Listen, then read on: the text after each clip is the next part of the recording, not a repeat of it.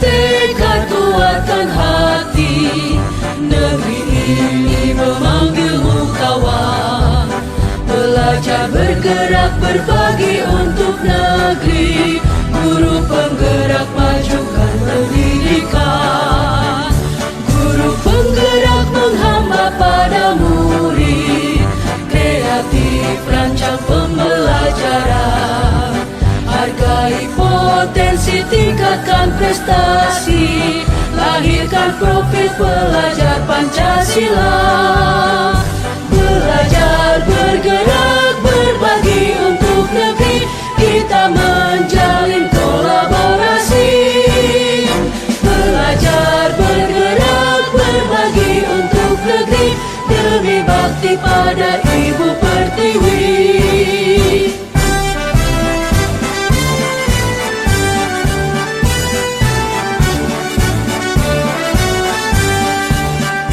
Bulatkan tekad, kuatkan hati.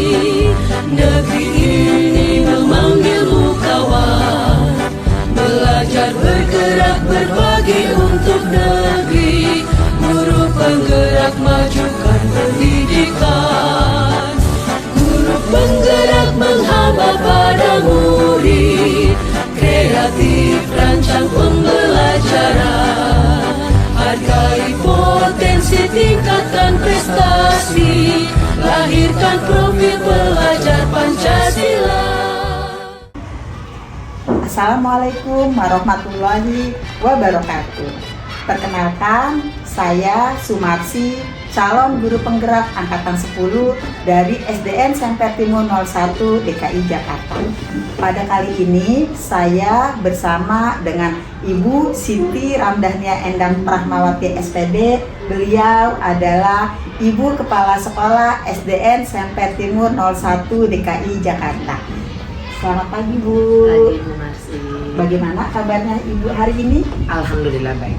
Alhamdulillah baik ya, Bu ya. Tetap semangat ya, Bu ya. Mohon izin, Bu, saya akan melakukan wawancara terkait dengan pengambilan keputusan berbasis nilai-nilai kebajikan sebagai seorang pemimpin. Nah, pada kesempatan hari ini ada beberapa pertanyaan yang akan saya sampaikan kepada Ibu. Yang pertama ya, Bu ya, Ibu kan di sini sebagai kepala sekolah sudah lama ya, Bu ya. Pasti tidak menutup kemungkinan banyak kasus-kasus yang terjadi terkait dengan sekolah yang Ibu pimpin. Nah, bagaimana Ibu mengidentifikasi kasus-kasus yang merupakan dilema etika atau bujukan moral? Iya, terima kasih Bu Marsi. Selama ini yang biasa Ibu lakukan dalam mengidentifikasi sebuah kasus dilema etika yang kita ketahui itu benar dengan benar, bujukan moral itu benar dengan salah. Secara khusus tidak ada identifikasi yang Ibu lakukan secara detail atau khusus untuk menyelesaikan masalah tersebut, tergantung dari permasalahan yang kita hadapi. Kita lihat kondisinya secara logika, apakah memang perlu ditangani secara khusus atau butuh pemikiran yang saat itu juga diselesaikan, atau butuh hari atau lain waktu dalam kita mengambil keputusan. Jadi tergantung permasalahannya yang kita hadapi saat ini. Jadi kalau dilema etika itu adalah untuk kasus-kasus di mana ada pilihan yang saling bertentangan ya, Bu ya. Di situ ada benar lawan benar. Tapi kalau bujukan moral itu berarti benar lawan salah. Nah, di situ juga tergantung kasus yang dihadapi ya, Bu ya. Dilihat dari kondisi. Baik, Bu. Selanjutnya, Bu ya, bagaimana Ibu menjalankan pengambilan keputusan di sekolah, terutama untuk kasus-kasus yang ada dua kepentingan di mana sama-sama benar atau sama-sama mengambil nilai kebajikan? Iya. Jika keputusan itu perlu diambil, maka terlebih dahulu saya melakukan koordinasi atau musyawarah kepada pihak-pihak terkait misalnya seperti wakil kepala sekolah, guru, orang tua, bahkan komite, berdasarkan dengan tidak lupa juga dengan regulasi yang ada, maka langkah yang harus saya lakukan itu dalam mengambil dalam mengambil keputusan, kita lihat kondisinya apakah memang ini mendesak atau tidak, perlu diambil keputusan saat itu atau memang butuh diambil keputusannya lain waktu. Ya, baik Bu. Jadi menjalankan pengambilan keputusan itu dilihat urgensi masalah itu sendiri ya Bu ya. Tidak lupa Ibu selalu berkolaborasi dengan pihak-pihak yang terkait dan juga Ibu mempertimbangkan regulasi yang ada ya, supaya perusahaan tersebut bisa tetap mengandung nilai-nilai kebaikan. Berikutnya Bu, langkah-langkah atau prosedur seperti apa yang biasa Ibu lakukan dalam pengambilan keputusan tersebut? Iya, prosedur yang selama ini sepertinya tidak baku yang saya lakukan, tetapi selalu berusaha untuk melakukan musyawarah untuk mufakat. Apabila perlu, saya pun akan melibatkan komite, orang tua siswa tadi, bahkan orang-orang yang lebih kompeten dalam pengambilan keputusan. Tujuannya agar keputusan yang diambil oleh saya itu kan tidak selalu benar, maka perlu ada pemikiran lain. Dengan musyawarah dan mufakat itu kita tidak boleh memaksakan kehendak dalam sebuah keputusan harus diterima oleh pihak-pihak tertentu, dan kita tidak boleh mengedepankan ego kita dalam mengambil keputusan. Intinya kita harus melakukan skala prioritas agar keputusan itu diambil dengan baik dan benar. Tapi Ibu tetap melakukan musyawarah ya Bu ya, dengan pihak-pihak yang terkait, dengan pihak-pihak yang kompeten dalam memberikan masukan untuk masalah-masalah yang terjadi, dan juga tetap mengedepankan skala prioritas. Baik Bu, berikutnya hal-hal apa saja selama ini Ibu anggap efektif dalam pengambilan keputusan pada kasus-kasus dilema etika? Iya. Langkah-langkah yang saya anggap efektif dalam sebuah pengambilan keputusan, kita harus mencari dulu fakta-fakta yang ada. Tidak hanya mendengar apa kata seseorang, tetapi kita harus mencari benar fakta-fakta yang relevan berkaitan dengan permasalahan tersebut untuk mengambil keputusan. Intinya dalam mengambil keputusan agar lebih tepat, kita tidak boleh mengedepankan emosi, sehingga keputusan itu bisa merugikan orang lain. Ya, berarti Ibu mencari fakta-fakta yang relevan dulu ya, cari fakta-fakta yang relevan, terus juga keputusan diambil tidak mengedepankan emosi, tapi tetap dengan rasa dan mengandung nilai-nilai kebajikan ya Bu ya, sehingga keputusan itu bisa dengan tepat atau baik hasilnya.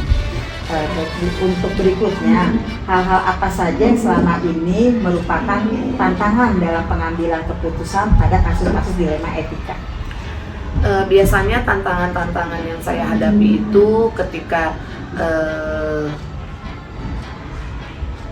peraturan yang sebelumnya atau kebijakan pimpinan-pimpinan yang sebelumnya itu sudah membuat mereka lebih nyaman, sedangkan tiba-tiba harus ada perubahan-perubahan, maka kita perlu melakukan pengertian-pengertian kepada mereka, memberikan pengertian-pengertian yang pas dengan alasan yang pas kenapa perubahan-perubahan ini harus kita lakukan. Dengan pelan-pelan, maka peraturan-peraturan yang akan kita sampaikan, kita lakukan itu bisa diterima oleh mereka.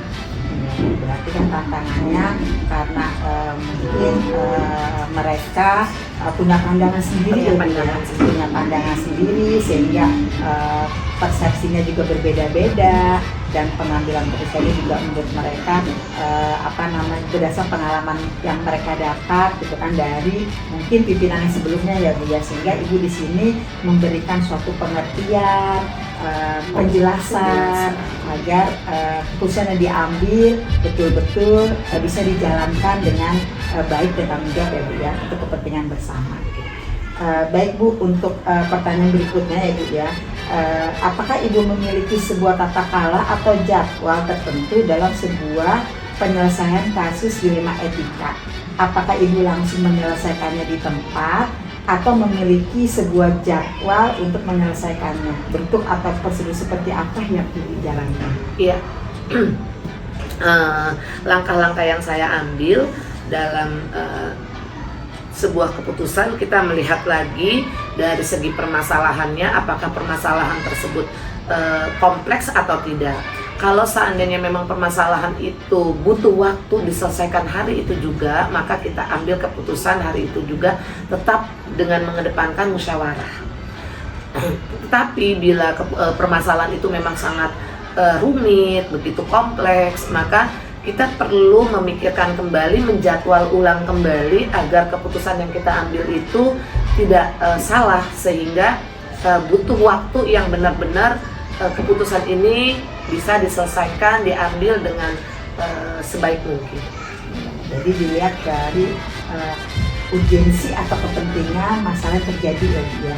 Kalau emang harus hari itu juga diselesaikan, berarti harus diselesaikan, tapi tetap mengedepankan musyawarah dengan teman sejawat atau pihak-pihak terkait. Tapi kalau emang rumit dan kompleks dan itu membutuhkan waktu sehingga permasalahan itu bisa dilakukan sesuai dengan kepentingan atau urgensi permasalahan, cepat atau lambatnya harus diselesaikan. Itu ya Bu ya.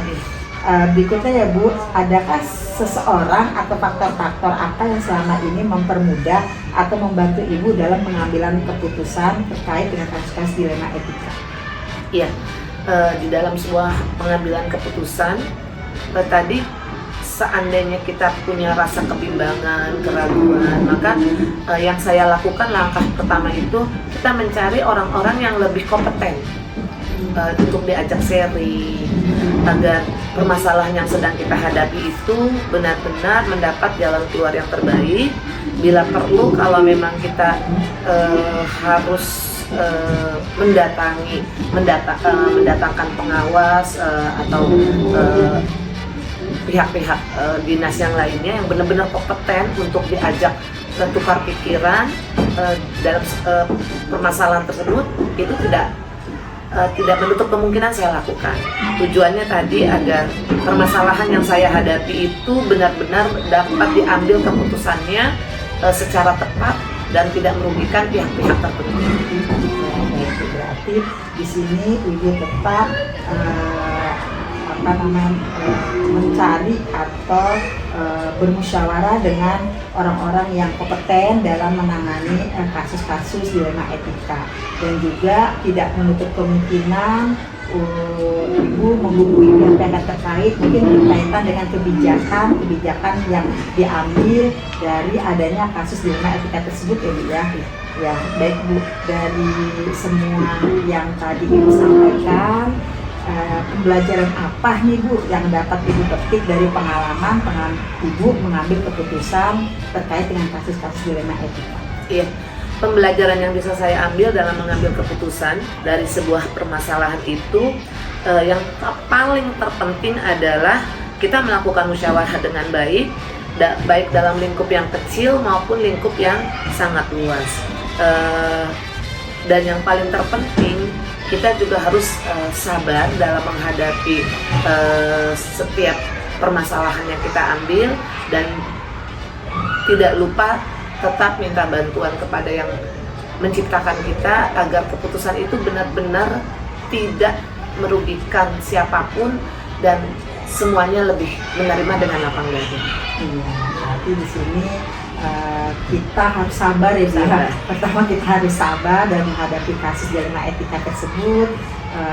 Terus kita juga tetap bermusyawarah dengan orang-orang yang bisa kita ajak dalam menyelesaikan masalah tersebut, dan di sini tidak lupa juga kita meminta petunjuk dari Allah agar keputusan yang diambil benar-benar tidak ada yang dirugikan, dan itu merupakan suatu keputusan yang baik yang sudah mengandung nilai-nilai kebaikan yang bisa dipertanggungjawabkan.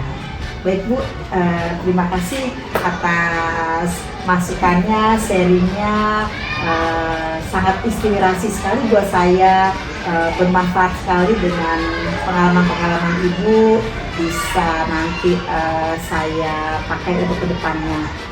Sekali lagi, mohon maaf ya Bu ya, udah mengganggu waktunya. Terima kasih atas kesempatannya. Demikian tadi wawancara dengan Ibu Kepala Sekolah SDN Semper Timur 01, Ibu Siti Ramdhania Endang Prahmawati SPD terkait pengambilan keputusan berbasis nilai-nilai kebajikan sebagai pemimpin. Saya akhiri, wassalamualaikum warahmatullahi wabarakatuh. Waalaikumsalam warahmatullahi wabarakatuh.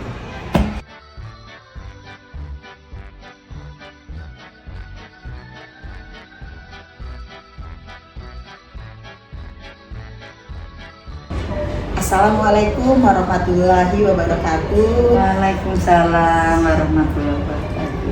Ya, kembali lagi bersama saya Sumarsi, calon guru penggerak angkatan 10 dari SDN Semper Timur 01. Pada kesempatan kali ini saya tidak sendiri, saya bersama dengan Ibu Haji Susilawati SPD. Beliau adalah Kepala Sekolah SDN Semper Timur 05. Selamat pagi Bu. Selamat pagi Bu Marsi. Ya, apa kabar Bu Haji? Alhamdulillah sehat. Di mana Bu Marsi? Alhamdulillah sehat juga Bu Haji ya. Seperti apa yang sudah kita bicarakan Iya Bu Marsi. Saya akan melakukan wawancara terkait dengan pengambilan keputusan yang berkaitan dengan nilai-nilai kebajikan sebagai seorang pemimpin. Apakah Ibu bersedia? Insya Allah untuk Bu Marsi, Insya Allah Ibu bersedia untuk memberikan sedikit sharing selama Ibu menjabat jadi kepala sekolah. Mudah-mudahan Bu Marsi nantinya menjadi guru penggerak yang sukses yang bisa melanjutkan Ibu. Amin, amin. Terima kasih Bu. Iya, Bu Marsi. Ya, pada kesempatan kali ini ada beberapa yang akan saya sampaikan untuk wawancara pada pagi hari ini ya Bu. Baik-baik ya Bu Marsi. Yang pertama mungkin selama Ibu menjabat sebagai kepala sekolah tidak menutup kemungkinan pasti ada kasus-kasus yang dialami pasti sudah hampir 8 tahun Ibu jadi kepala sekolah.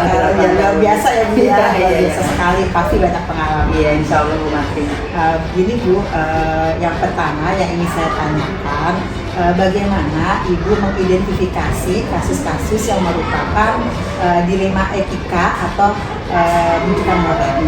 Jadi gini Bu Marsi, alhamdulillah Ibu di Sekolah Semper Timur 05 ini sudah hampir 3 tahun. Ibu pastinya menemukan beberapa kasus, baik itu untuk siswa ataupun untuk guru. Karena siswa ataupun guru itu pasti selama anak-anak di sekolah maupun guru-guru berada mengajar di sekolah kita juga pasti. Untuk mengidentifikasi, biasanya Ibu itu melihat dulu apakah itu termasuk yang dilema etika atau bukan. Kalau yang Ibu pelajari, kalau nggak salah, kalau dilema etika itu kan kalau yang ada kasus benar dengan benar. Misalnya yang suka terjadi nih Bu Marsi terkait dengan anak-anak. Misalnya saat terjadi KBM dan guru itu mengadakan ulangan, ya. Ulangan di satu sisi suka anak-anak itu yang namanya siswa, ada yang suka agak berbuat yang seharusnya nggak dilakukan, yaitu mencontek. Padahal mencontek itu kan nggak boleh, itu memang tidak dibenarkan. Ya. Jadi terhadap anak-anak kita harus bisa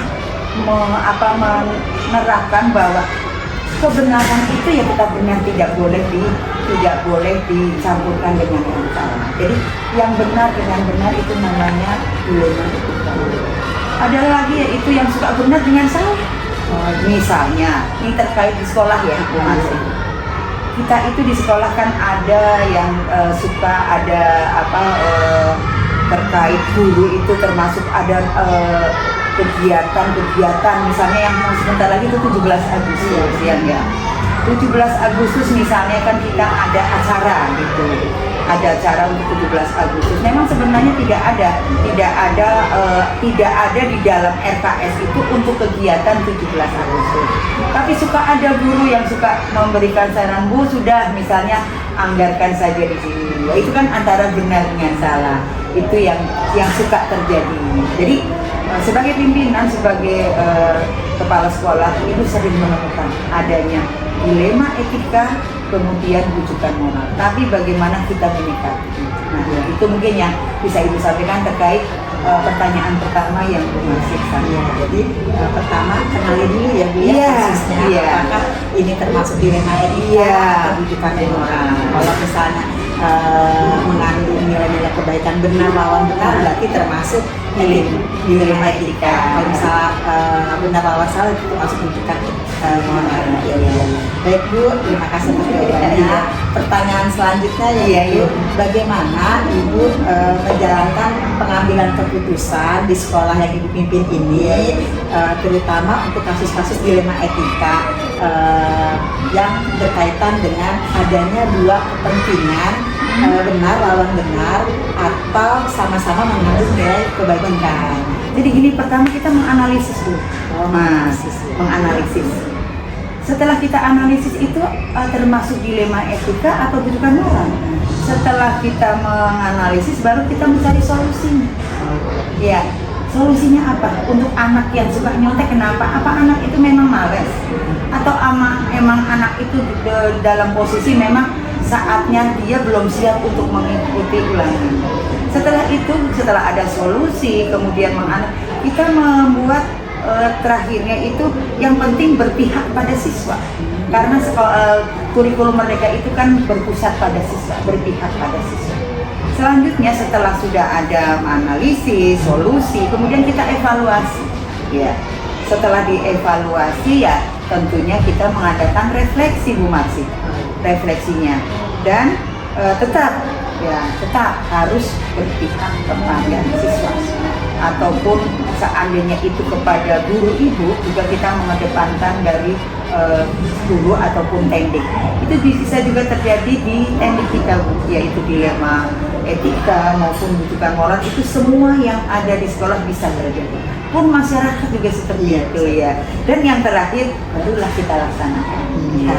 Itu Bu Marsih. Jadi cara Ibu dalam menjalankan pengambilan keputusan di situ tadi pertama menganalisa dulu ya Bu ya kasusnya, terus setelah itu kita mencari solusinya, solusi yang terbaik. Tentunya kita selalu berpatokan pada berpihak pada siswa. Lanjut langsung kita adakan evaluasi, refleksi, dan nanti kita laksanakan kembali keputusan itu ya. Nah, berikutnya Bu, langkah-langkah atau prosedur seperti apa yang biasa Ibu lakukan selama ini dalam menangani kasus tersebut ya? Jadi gini, untuk langkah-langkahnya pasti Bu Marsih, kita harus melihat ada nilai yang bertentangan itu. Nilai dulu. Kita nilai dulu. Kemudian yang kedua, kita pastinya harus berkolaborasi, Bu Marsih, karena sekolah itu kan nggak hanya punya kepala sekolah ataupun punya guru. Jadi kita saling berkolaborasi dengan Wakasek pastinya, kemudian dengan guru dan juga tendik yang ada di kita. Jadi kita mengadakan kolaborasi dulu. Kemudian yang ketiga itu kita diuji dulu itu. Seandainya ibu membuat keputusan itu belum langsung dijalankan, tapi diuji dulu apakah layak untuk diberikan keputusan itu atau tidak. Baru nanti ibu akan menentukan opsinya. Oh benar nih, ibu harus memberikan keputusan apakah ini termasuk dilema etika atau bukan. Dan yang terakhir baru ibu, disitulah ibu ngambil keputusan. Ya, itu Bu Marsih. Iya Bu. Jadi langkah-langkah atau prosedur yang Bu Haji ambil ketika adanya masalah, yaitu kita lihat nih ada nilai-nilai yang bertentangan atau tidak ya. Terus Ibu juga berkolaborasi dengan stakeholder yang ada di sekolah. Terus setelah itu Ibu uji dulu keputusannya. Terus setelah Ibu uji pasti ada opsi-opsi opsi-opsi. Nah di situ Ibu baru menentukan opsi sebelum menjalankan keputusan itu. Baik Bu. pertanyaan selanjutnya Bu, hal-hal apa saja yang selama ini Ibu anggap efektif dalam pengambilan keputusan pada kasus-kasus dilema etika? Iya, itulah hal yang paling efektif bagi ibu itu komunikasi, bukan? Komunikasi dan tentunya juga kolaborasi. Pasti komunikasi yang pertama, kemudian kolaborasi dan bisa melalui rapat. Rapat itu bisa sebulan sekali ataupun kalau ada kejadian yang urgen kita langsung mengadakan namanya briefing. Iya. Kalau briefing itu bisa sewaktu-waktu ada permasalahan tetapi tetap kita mengadakan rapat dengan Dewan Guru dan Tendik yang ada di sini. Ya, jadi Bu Haji menganggap pengambilan keputusan itu adalah efektif kalau kita melakukan adanya kolaborasi dengan selalu saling berkomunikasi. Iya, pastinya itu. Tapi juga sebagai sarananya Ibu melakukannya baik itu briefing maupun rapat. Iya, rapat itu tergantung dari permasalahan yang kita hadapi. Karena mungkin bisa jadi tidak ada pemikiran-pemikiran yang kita tidak duga. Iya. Ada masukan dari mungkin dari guru-guru. Oh pasti ya. karena guru itu kan pasti mempunyai inisiatif ataupun mempunyai pendapat yang berbeda. Jadi nggak mungkin hanya kepala sekolah saja. Selanjutnya Bu Haji, hal-hal apa saja yang selama ini menjadi tantangan dalam pengambilan keputusan berkaitan dengan kasus dilema etika? Iya, tadi yang Ibu sudah sampaikan bahwa tidak guru semuanya sama. Iya. Ada suka guru yang nggak sepakat Bu Marsi. Ada suka perbedaan pendapat mau menentukan siswa A. Menurut si guru yang satu begini, guru B begini. Jadi ada tantangan itu guru yang tidak sepakat. Tapi pada akhirnya alhamdulillah selama Ibu berkolaborasi kemudian menangani masalah yang ada, alhamdulillah pada akhirnya guru yang tadinya tidak sepakat juga nanti akan menerima bahwa seperti ini. Pasti ada tantangan di semua lini, pasti ada. Apalagi kalau guru-gurunya banyak ya, semakin banyak guru, semakin banyak pandangan, semakin banyak persepsi, semakin banyak pendapat. Nah disitulah emang tadi Ibu benar, disitulah adanya komunikasi, adanya kolaborasi sehingga keputusan yang diambil benar-benar mengandung nilai-nilai kebajikan yang berpusat pada siswa ya Bu ya, untuk kebaikan semua. Ya berikutnya Bu ya, apakah Ibu memiliki sebuah jadwal tertentu nih gitu dalam menyelesaikan suatu kasus? Apakah Ibu langsung menyelesaikannya di tempat itu atau Ibu memiliki sebuah jadwal tertentu dalam menyelesaikan kasus-kasus tersebut?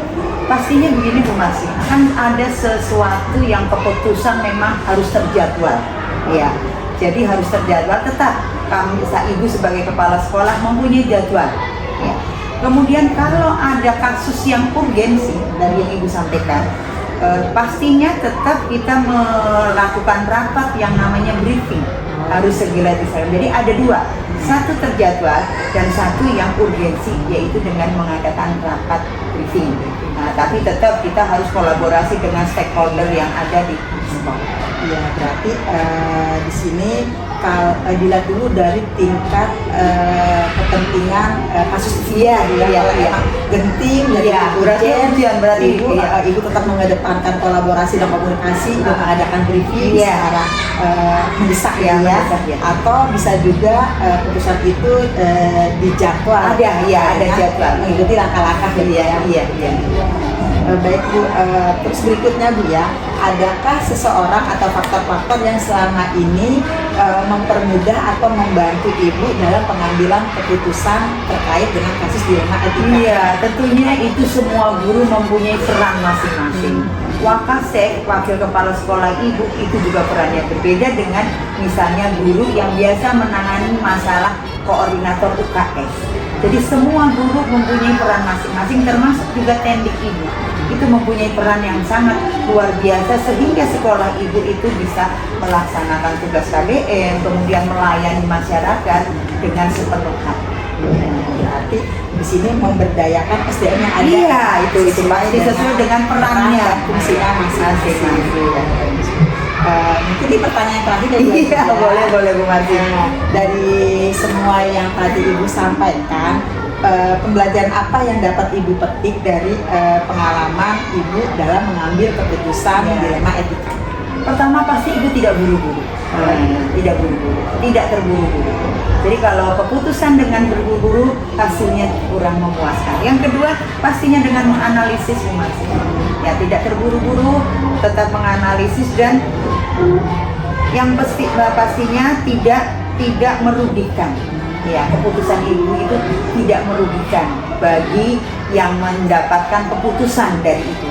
Dan yang terakhir pasti kita harus adanya rasa peka.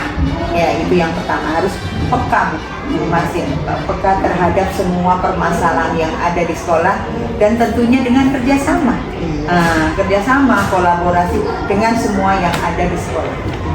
Jadi pembelajarannya di sini dalam mengambil suatu keputusan jangan tergesa-gesa. Iya, tidak terburu-buru, tidak tergesa-gesa. Segala sesuatunya harus dipertimbangkan, dianalisis dulu, Iya, kan? pasti, Dari sisi positif atau negatifnya. Dan yang terpenting itu mengandung nilai-nilai kebajikan, yaitu ada rasa peka. Jadi mengambil keputusan itu bukan hanya dari berpikir kreatif, tapi juga ada rasa empati. Iya, betul Bu Marsi, dan kerjasama. Dan yang terakhir itu adalah harus kerjasama. Iya, pasti Lalu kerjasama. kolaborasi. Nggak mungkin hanya kepala sekolah doang, pasti kerjasama stakeholder yang ada. Jadi keputusan itu bisa dipertanggungjawabkan. Iya, dan tidak merugikan. Tidak merugikan. Baik Bu Haji, Iya. luar biasa sekali pengalaman yang Bu Haji berikan kepada saya, sangat menginspirasi dan sangat bermanfaat sekali buat saya nanti ke depannya Bu Haji. Iya, insya Allah pengganti ibu yang sebentar lagi semuanya ada masanya untuk pengganti ibu. Mudah-mudahan Bu Marsi nanti menjadi lulusan guru penggerak yang memang diharapkan oleh Pemda DKI Jakarta, terutama dinas pendidikan. Ya, amin. Terima kasih Bu ya atas supportnya. Iya, mudah-mudahan Bu Haji sukses untuk kita semuanya. Ya, sehat terus ya Bu Haji. Ya, alhamdulillah, mudah-mudahan sehat bisa mendampingi guru-guru dan siswa yang ada di sekolah Center Timur Noli. Terima kasih atas waktu dan kesempatannya. Mohon maaf ya Bu Haji ya udah mengganggu waktunya. Mudah-mudahan tetap sehat Ya, amin, amin. Ya, demikianlah tadi wawancara saya dengan Ibu Kepala Sekolah, Ibu Haji Susialawati SPD, Kepala Sekolah SDN Center Timur 05 Jakarta. Semoga apa yang disampaikan oleh beliau menjadi sumber inspirasi dan bermanfaat buat kita semua. Saya akhiri, wassalamualaikum warahmatullahi wabarakatuh. Waalaikumsalam warahmatullahi wabarakatuh.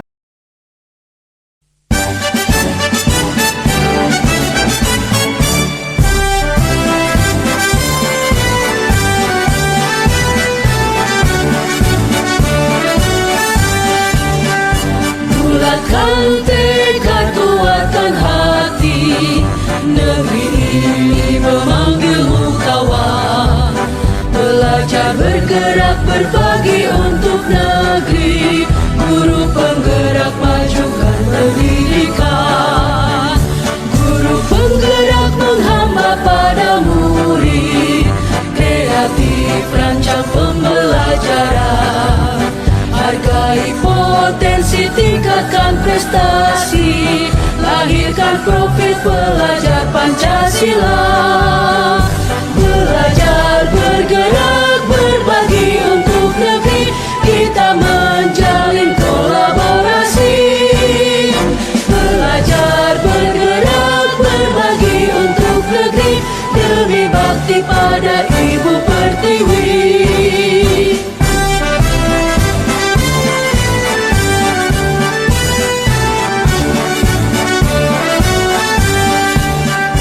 Bulatkan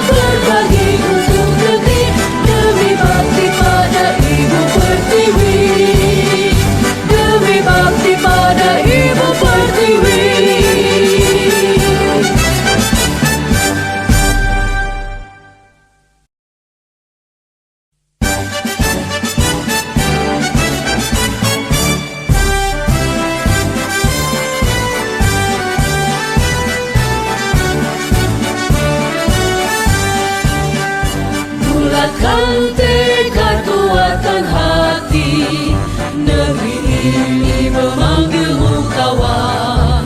Belajar bergerak berbagi untuk negeri, guru penggerak majukan pendidikan. Guru penggerak menghamba pada murid, kreatif rancang pembelajaran. Hargai potensi, tingkatkan prestasi.